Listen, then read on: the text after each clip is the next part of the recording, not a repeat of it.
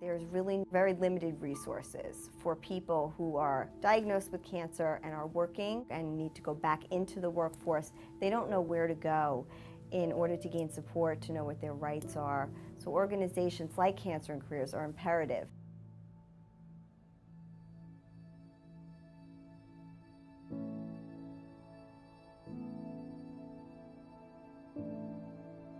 Cancer is a very isolating experience. I think a big part of support groups are normalizing it, and it's not as daunting when you're around others that have it. I've never been sick. I never had anything beyond bronchitis or a sinus infection.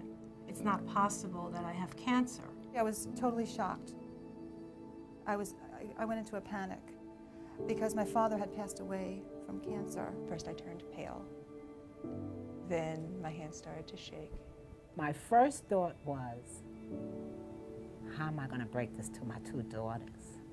Thinking to myself that I could walk back into this meeting and just get through this meeting. And the minute I re-entered the building, I was just...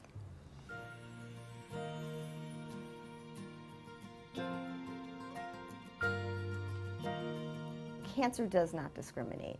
We are all susceptible to it. If you're diagnosed with cancer, you're thrown into the medical world, and what you get are all the jargon that no one understands, and you have no idea where to go for support. I'm self-employed, so I had to hurry up and think about how was I going to retain my business while going through chemotherapy. People who have been diagnosed with cancer need sort of a well-rounded bevy of support. At first, I didn't even want to talk about it. I said, gee, this is not something I even want to admit or disclose to anyone. The women in this group are definitely the survivors. They are the lucky ones. And being a part of this group, I think, has given them new tools to face life. You get to bond with fantastic women who are all survivors, who all have a story. They gave me the strength and the will to say, I'm going to beat this. They made me laugh.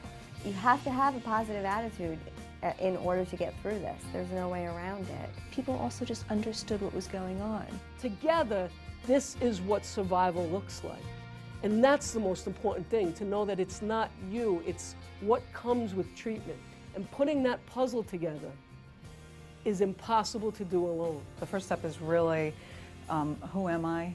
Who am I as a person? What do I want? And typically what happens, they completely change their perspective of who they are. How do I handle this as I go out there? I'm not going to hide, stay at home. I have to work. Do you tell a potential employer? People who have gone through something as traumatic as having cancer are not necessarily equipped to educate the buyer, so to speak, which would be that person who's going to hire them. Giving them the language to talk about it without rationalizing, sounding defensive, making excuses. I worked the whole time. Are you kidding? I never stopped working. You also know that if you need resources for your career, they're available to us. How do you find work? That's really the bottom line. They're sharing their knowledge and experience, and I think it's easy for someone like myself and other people who are members of these support groups to do the same for others. They even have online counseling, so you're actually able to go to the coaches and ask questions. Everyone needs a good support system. This is the process that gets people through. They encourage me to live now my life to the fullest. A group that can help me figure out what to do with this new life I have. I can't even imagine people who go through this without having the support that I had. If I have the professional capability to help somebody, participate on that level, and it's a little emotional, but then they deserve that. Cancer and Careers helps keep people working.